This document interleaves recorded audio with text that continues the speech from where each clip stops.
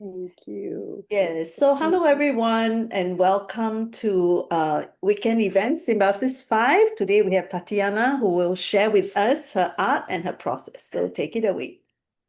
Thank you. Thank you so much, all of you, for being here. Like I said, I'm a bundle of nerves. And if this is going to be anything like the very first time I tried out for a stage play, I finished the song before the pianist finished playing. So I will try to slow down, try to breathe, and get through everything. What I'm going to do, the easiest thing that I will do, and again, thank you all. It's just amazing to have been in this on this journey and with all of you wonderful people, talented beyond belief. I really had imposter syndrome badly. And one of my friends here, Kathy, knows this very deeply, and I will allude to that in my presentation. But Dorothy, thank you so much. Thank you for all that you have done for this, and especially within the trials and tribulations you've been facing. You are a powerhouse. And I am just forever grateful and amazed at what you have gathered, the history of it, and the bevy of extremely talented people that now I am a part of. And Gabriela, my beautiful mentor, you have a heart the size of Argentina. And thank you so much for being here in your pajamas, and I love you dearly. And Alma, one of my cohorts, is here, and you will get to see her next week at the same time. Same bat time, same bat channel. What I'm going to do now is first, I will let you see the pieces that I created for this. And they kind of have a life of their own, but in terms of scale, you don't understand really when we put down the centimeters of what something is. And so the monkey book, very small. The carousel book, crazy long. And then the carousel horse piece. But now I will share my screen and take you through my slideshow, since that'll be a heck of a lot easier to do given my nerves. So this is me. This is my logo for my freelance design. And I was going to make this a film, and I just didn't have time. So I called my project Bring More Light, because we need it today. And my journey began a very long time ago. Where I'm from, I was born in New York City, moved across the continent of America to San Francisco, up and down the West Coast, Seattle, Portland, Chicago for 16 years, Phoenix, and back to Portland. That's a lot. Art training started very early for me. My parents wanted me to become an artist, so they did literally everything they could in their power to encourage that. I had tools in my hand that probably a toddler shouldn't be having, but they said, you're going to be an artist. Didn't hurt that we lived just a couple of blocks from the fabulous Metropolitan Museum of Art, and museums are my hallowed spaces. My professional background is widespread. I studied to be a restoration artist at the museum, and then I got married too young because my mom wouldn't let me have my own apartment. Then I raised children. I shifted to elementary school teaching, divorced, life got a little jumbly, became a self-taught graphic designer, and then cancer hit. So I am a cancer survivor. I got through that. Life was jumbly during that time. But when in doubt, you go back to school for art, which is what I did. Doing that landed me the job that I have in the art department at the largest community college in Oregon. And I am so happy about that. My hobbies and interests are widespread too. In fact, I just haven't meant anything that I don't fall in love with. I'm a little crazy and neurotic that way, but that's okay. So I do lettering, portraiture, printmaking, photography, alternative photography, graphic design, cooking, and learning anything I can. And again, I have not met a process I didn't fall in love with. My family includes one husband, two daughters, two grandchildren, two niece daughters and their families, two large dogs, two small cats, and a fabulous stepmother who I just adore, and a lot more, including all of you. I love to explore the messy and unpredictable in my artwork, merging lettering with alternative processes like cyanotype or other eco-printing, things like that. That's been a growing part of my studio play. In a sense, it's an exploration of what to do when things go sideways, and they often do. I practice many forms of art. This is some of what I do. Alternative processes, which includes things like this: salt printing, lumen printing, eco printing, and Van Dyke printing. Bookmaking. These are some of my crazy book constructions, and that's what I found I am really loving right now. Cyanotype. I'm learning to actually combine my lettering with cyanotype. So cyanotype is the original blueprint making method. And you usually use just a negative to do this process. But one of my dear friends, Trish Myers, said, why don't you try putting the cyanotype chemicals in your pen and see what happens there? So then she sent me down that rabbit hole. I paint landscapes. And most of these are in oil, with the one at the top of the Milky Way in watercolor. I do lettering, of course. And these are some of my pieces that I've done. The one on the top right was born from working at a Roman holiday, that fabulous conference, my very first conference.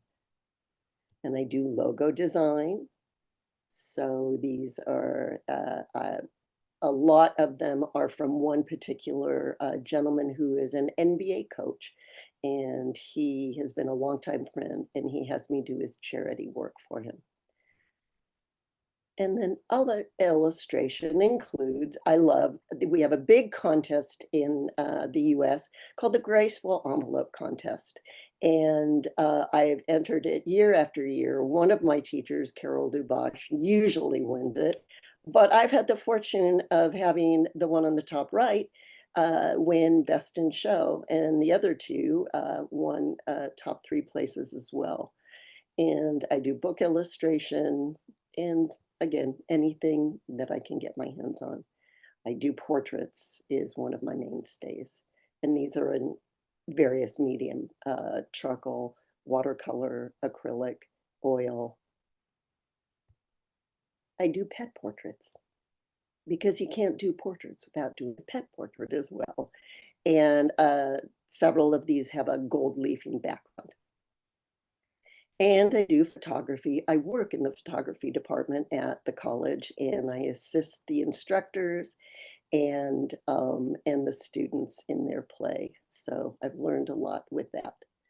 I do printmaking, and monotype is fun. A lot of those are monotype where you're actually erasing or wiping off the ink in on the plate. And that brings me to my mentee journey to bring more light, which starts with Project One, the Carousel book. This is based on a song of going to the circus as a child by a sweet singer-songwriter that I've long admired, and I've gotten to see her live many times. And I have her permission to work with her lyrics in fun ways. And this carousel book shows scenes from the song as if the text were a silent movie.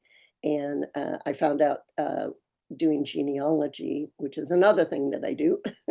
My great-grandfather owned a silent film theater in 1914, and he played the piano for the films as well.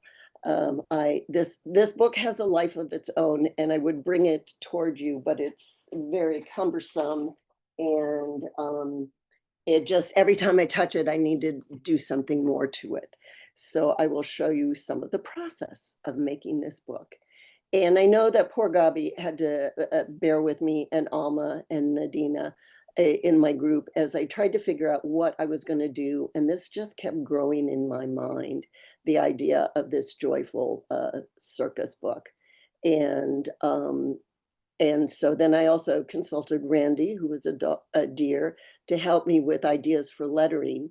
And I practiced and practiced and glued, and it just kept, well, it overtook my life. I took a month off of work for a vacation, and this is what my room looked like during that month.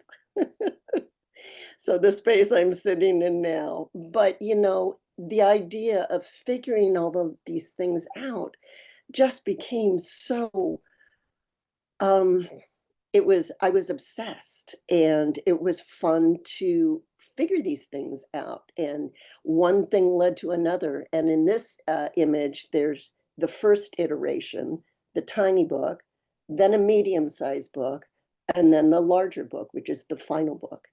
And I used to think that things, and here's the singer-songwriter, Kim. She said, now why don't you make that a stop motion animation? I'd love to see that. Said, in another lifetime, honey.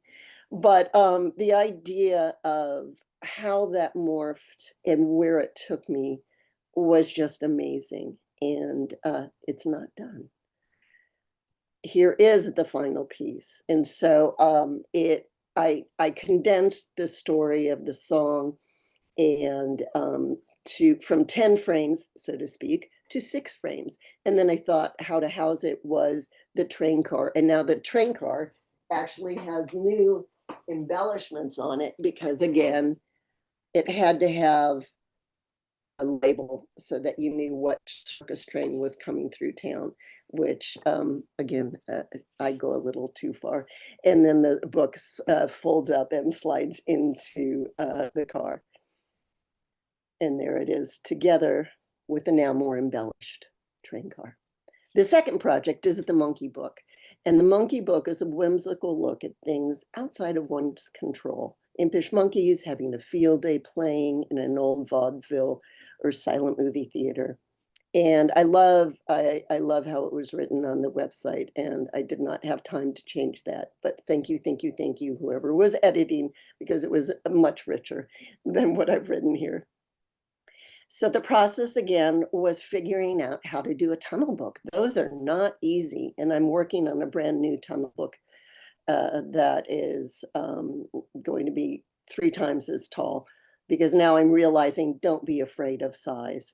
And I just love, I knew not my circus, not my monkeys, from George Carlin saying it, and from another dear friend, Jürgen Verkemst, always lettering it. And so I thought it was from George Carlin, but it's actually an old Polish idiom. And so that was interesting to learn. And then I had fun drawing the monkeys and then figuring out the closure and the book structure. And you can see on the top, right, the accordion part of a tunnel book can go sideways if you don't have a stiff enough fabric to keep it at bay. And this has a lot of embellishments with the monkeys hanging on chains, lights hanging down, buttons, fabric for the curtain, stitching. So, and it just, again, you've unleashed a monster here. And there it is in its totality with the little see no evil, hear no evil, speak no evil monkeys, just kind of holding it in place. And it was fun to comb through the house and realize how many things I already had that were crazy things that could be incorporated into something like this. The third project is calmer, it's very large, and it is what I call the carousel piece. And this is the brief history of a famous Portland landmark that was at this big amusement park called Jansen Beach. And I dove into the history of carousels and the creation of the wooden carousel horses. And what's lovely about this carousel, which was opened in 1928, it was first created for Venice Beach, California in 1921, but they never put it up. And so it got sent to Portland. And my mother, me, my husband, his sister, my daughters, my nieces, we all got to ride on it before it was sent off for restoration, and it will now be displayed at a very well-known museum in the Dalles along the Columbia River called the National Neon Sign Museum. And I think our friend Carl Roars knows that place very well. A lot of lettering artists do. The process on that was researching this fabulous carousel. All of these horses were carved by hand, and they originated in Wisconsin, and there were 72 carved horses for the carousel itself, and then there were 10 extra. And these things were just extraordinary. And the horse in the middle in color is the one that I chose to render. This carousel was one of the largest ever made in the country. There were only 4 made like it. And again, I really worked at practice, and knowing that's one big thing that I learned in this journey is that nothing is precious. And if you make a mistake, just do it over. You're only going to get better on that second, third, fourth iteration. And I liked that. And then you look back and see all of the different ways that that river wound. It's just amazing. And so the final piece has jewels glued on the horse. The horse is watercolor and graphite and jewels, mostly watercolor, graphite, and jewels. And I have to say, I found the mat and the frame at Goodwill. I go hunting for frames, and then I make the artwork for the frames. So that's a little goofy. And there's the piece in totality, and that's how large the piece is. And I'm just very thrilled. I did a Killian style lettering using a ruling pen for that, and challenged myself to do that. But again, after the 25th iteration, I was kind of getting it down. And this, again, is my mentor group, the beloved Gabriela Soba, Alma Hoffman, Nadina Verle, and me. And there we are at one of our meetings. And what I learned on this very unique journey, I learned that I needed to slow down and trust my own creative process. I learned that maybe I have just the right skills to do pretty cool things. I learned that I love making book structures. I learned when not to aggravate my friends and family with all of my questions and worries. Hi, Kathy, right? I learned that my mom was right all along. I had those ruby slippers like Dorothy in The Wizard of Oz. And again, thank you for the opportunity to learn and grow and be part of a supportive group of amazing artists. My mentor, Gabriela, is such a sweet and caring soul. And my compatriots on this journey, Nadina and Alma, are simply amazing artists. And to Dorothy, gratitude for all that you have done and all that you've put into this program over the years. May the blessings flow freely to you all. And then let's see if you want. Yay! Applause. So thank you. Wonderful. Thank you. Wow. Wow, wow, wow. Beautiful. Gosh, so much talent. So many talents. Does anyone have questions for Tatiana? Actually, I do have one. You know, the carousel image that you just showed us. So the background, what was it? I mean, what did you do to create those backgrounds? This background? Around around that center rectangle. Yes. The background That's pre-created. So I cheated. Okay. So you created textures on the very nice. Yeah, I love the combination. I mean, it just all comes together. Very nice. Anyone have questions? I have a bunch of questions and comments, but I don't want to step on Gabriela's, No, go ahead. We can ask the questions now. Okay, so Tatiana, if that's you being nervous, wow. Nice presentation. That's me being nervous. If you knew that I was. Yeah, and nice speedball font for the whole presentation, by the way. Thanks, buddy.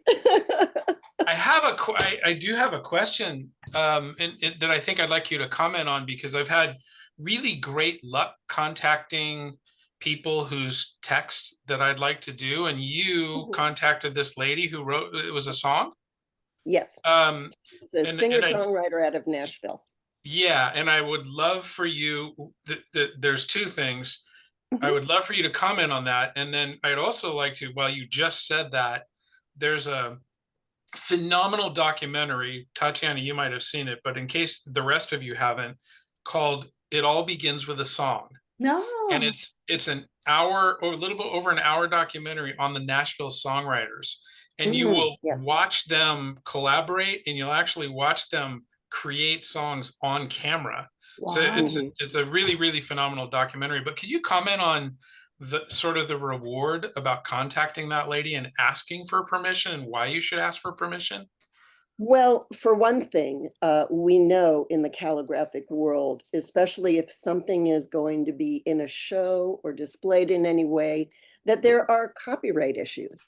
And as I have run workshops, and as I have my roots have gone deeper in the calligraphic world and the artistic world, it's very important to be aware of copyright issues and to be respectful of the person who originated those words or an image that you might want to sample from.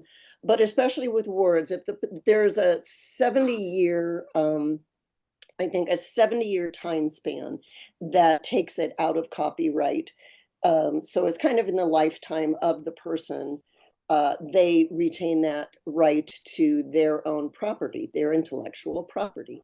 And if it's older than that, it does sometimes fall into then it's accessible to all. But I always research that, whether it's that old or not, just to make sure. And if the person is alive, I will try and contact them. I know that we all love Dr. King's words, but his daughter is very, very, very sensitive about who and when uses those. So you could be hit with a lawsuit if you use them. Like, I don't know how people have things on the internet where it might be a plaque or a t-shirt or something, because Bernice King might come after you, and rightfully so. They're her father's words. And so in this case, I have really enjoyed this singer-songwriter's work for the last 25 or more years. And I just thought, out of the blue, I use that, and I use the Beatles for my practice at home. You know, like if I'm in your stunt Romans class, I might be writing out the Beatles because it's so second nature to me. I love their lyrics. I don't have to think about the words. I can think about the letter forms. But I'm not going to ask Sir Paul McCartney if I can. That's not going anywhere. It stays in my studio. But this could be something that is displayed in a show, or maybe if I sold it to somebody in this Symbiosis, I would want to make sure that I'd contact the artist if they were still alive and said, can I have permission? I just out of the blue emailed Kim Ritchie, and this was several years ago, for another song. And she said, sure, show me what you do with it. You have my permission. And she has given me permission many times after that, but still every time I'm going to do that, I will give her the respect of emailing her and saying, hey, can I do this? And one of the pieces I did then, I showed it in the state fair, and I had done it in Brody Neuenschwander's class, and I ended up giving it to her when I saw her at a small private concert, and I was thrilled. So they, you know, some artists love that. They, and like she said, do a stop motion animation. Maybe I will one day. It'll take a long time, but well, and I think the interesting thing about that, Tatiana, is that, like you say, the other part of that, some of it's legal. And when you're dealing with Martin Luther King, or when you're dealing with the Beatles, those are big organizations who are going to have attorneys. When you, but when you get to deal with the individual, they're usually delighted. They're usually, And oh, by the way, if you are getting quotes or poems off of the internet, double research all of that, because I was using a poem for a painting and it said one way on 80% of all of the text that I saw online, but that wasn't correct. And when I wrote to the actual poet, they went, no, this is what's correct. And thank you so much. They're always appreciative of getting permission, you getting permission.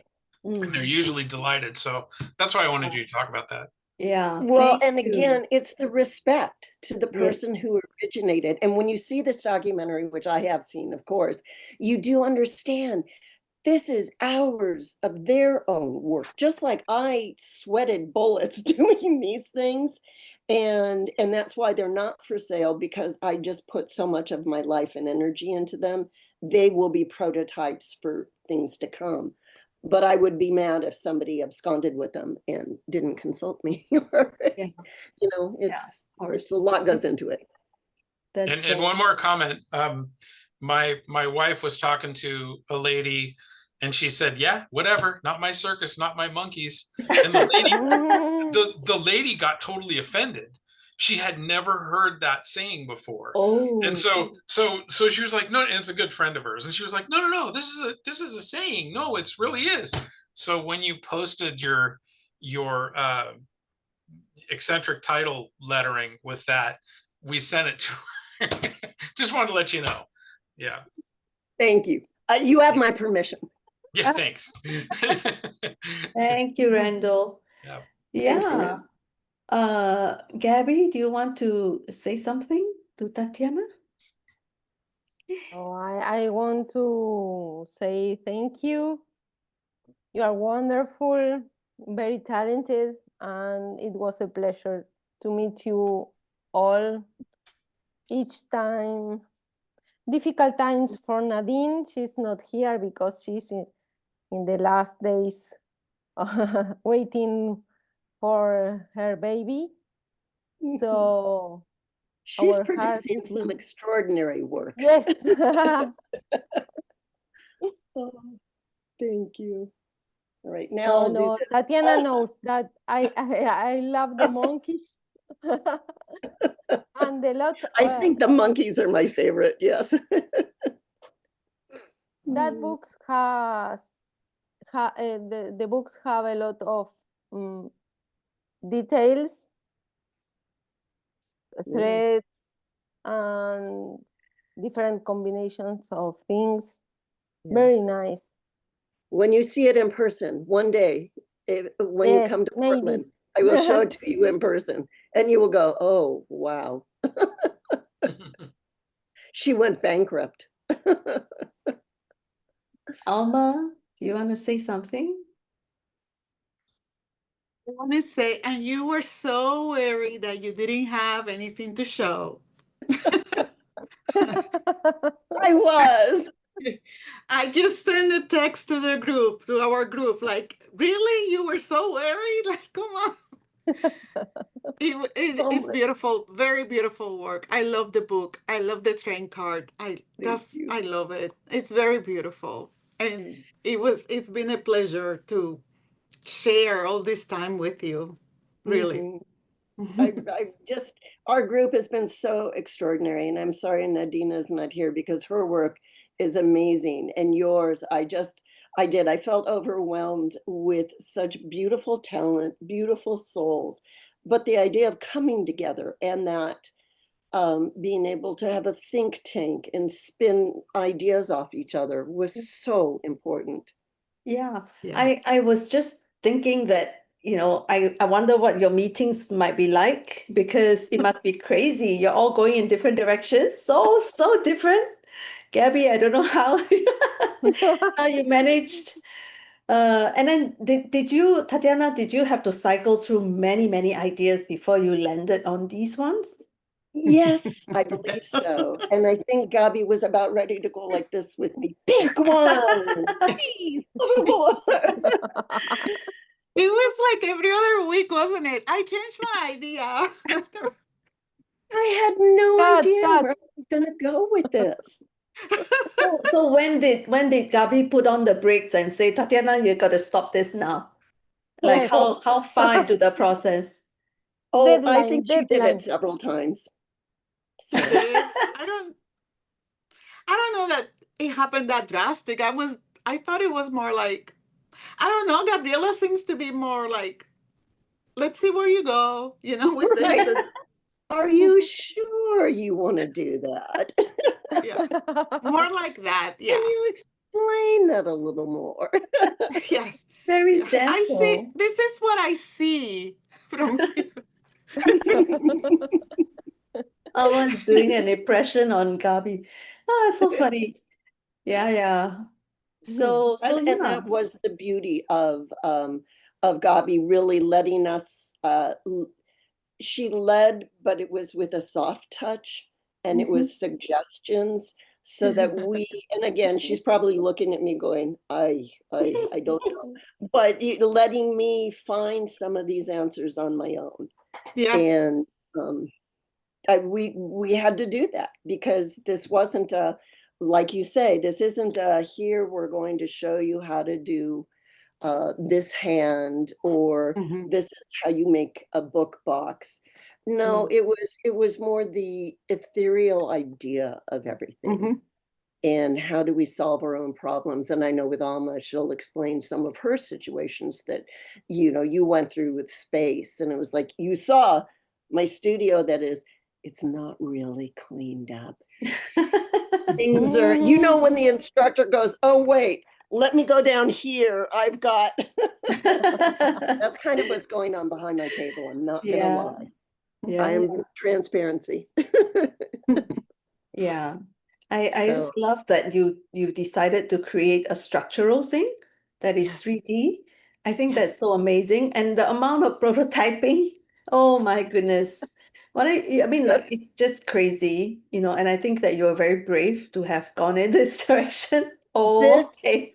This chest now contains only the papers from these projects. Oh my word.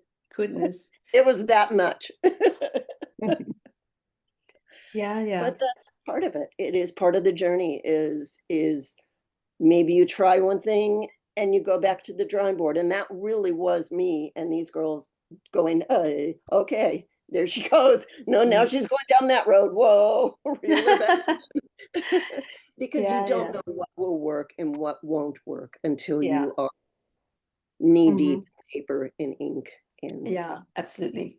So does anyone else have comments or questions? Heather, do you want to chime in?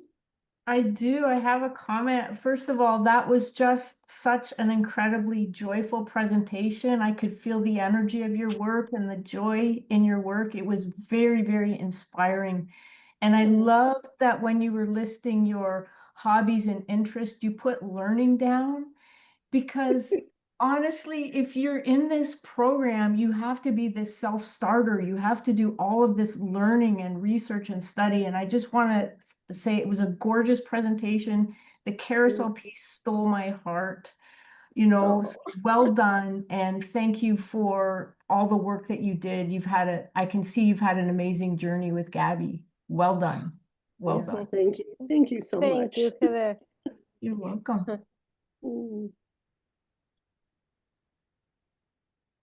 Anybody else wants to chime in and say something to Tatiana? Yeah, Tatiana, really informative. Love your past and how you've engaged every part of you that's creative into the outlet of your presentation and your work. I wanted to know a little bit more with your calligraphy and your lettering. What informed your selection of your script, and what tools do you prefer to letter with or use? And is it by hand or do you use computer? Oh, no, I, even though I have graphic design skills, this was all by hand. This is a lettering program. And so the art of letters says to me, it must come from the hand and the heart and put your soul into it.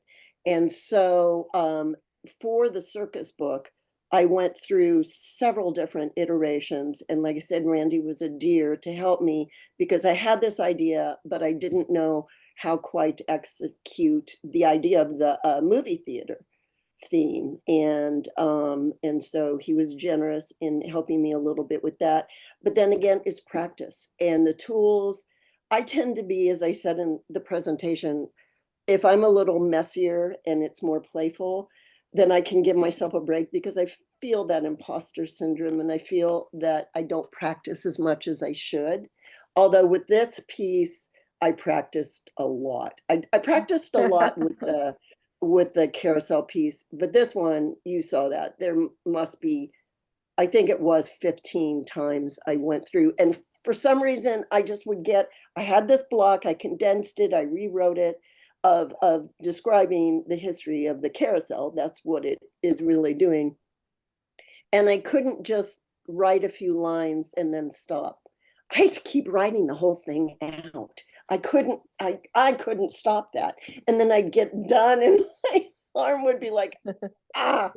So it was compulsive and I kept thinking of the time frame too. I'm a history buff. I do genealogy. This carousel was from the 1920s. So that's where I focused on a lettering style that would be done then. And I just love that time frame. So it was fun to practice that. And in terms of tools, I don't have favorite tools because I need to, let me get back to you after some practice.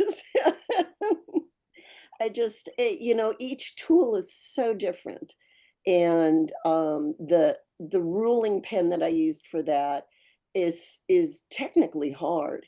And I have a jar of them. I must have 25 that I've just gathered over time. And if somebody in my world says, oh, you're doing that, look what I brought you. And it's like, no, I don't need more things.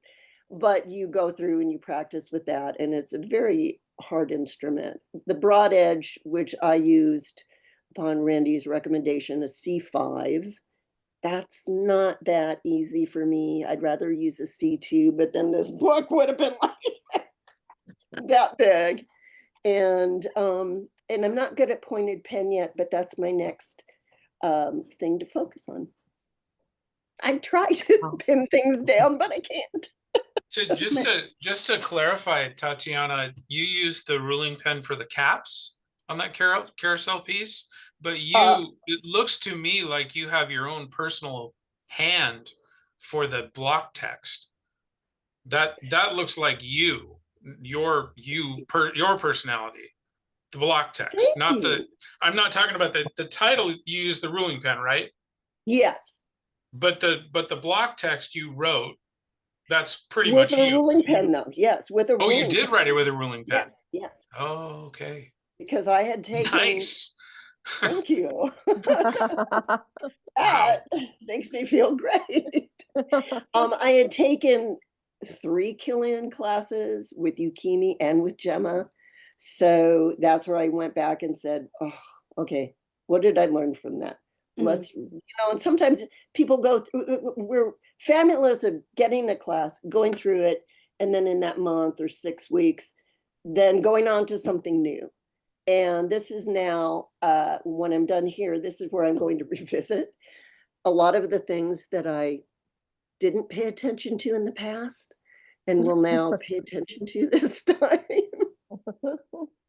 Because I really don't know. I know people ask, what is your favorite tool or what is your favorite hand? I do like historic hands. And so maybe that's what I just need to focus on. Something that takes me, because I like to time travel in my mind. And so takes me back to the 1920s or earlier. And just focus on maybe a few, but again, maybe I'm ADD. Adult onset delirium. We have Tatiana, we have a question from Dang. He wants to know how many hours do you practice or work on your art per day?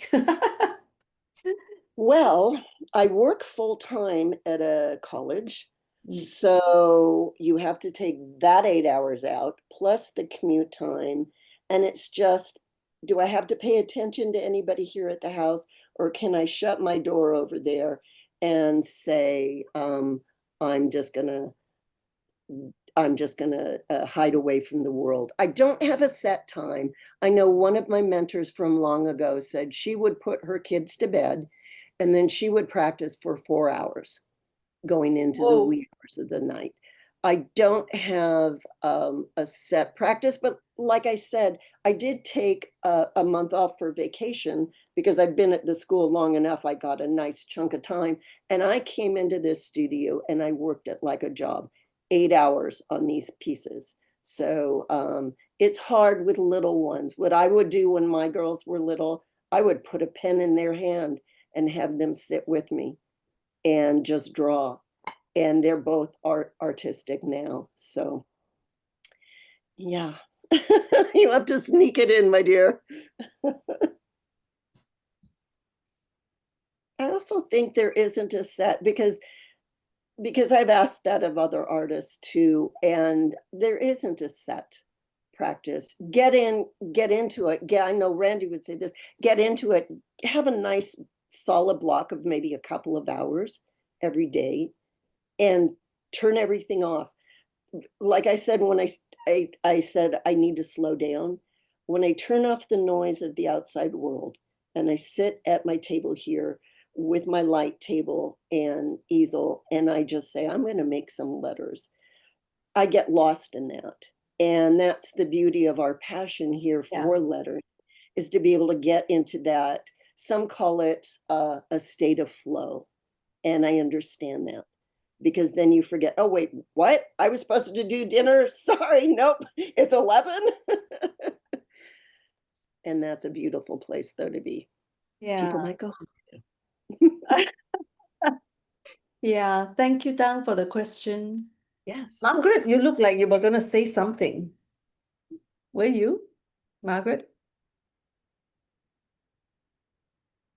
No? No. No, okay. I love Margaret. Margaret's been in a lot of the workshops that I have taught. Yeah, yes, It's yes. nice to see always Margaret's support. Great. So if nobody has questions or comments? You can also, I'm going to share this. There is my email. I am happy to share that with you all. If you think of something that you might want to contact me about later on, please do. Yay. Thank That's you. my role at the college is I tell the students, instead of a pronoun or something like that, I say, my name is Mom and I don't clean up after you, but you can come to me for anything. Oh, So, nice. Okay, well, that's nice. Well, if there are no more questions or comments, I'm going to stop the recording here. Thank you, Tatiana. That was a fabulous presentation. Yay. Thank you. I'm going to go drink a glass of wine now.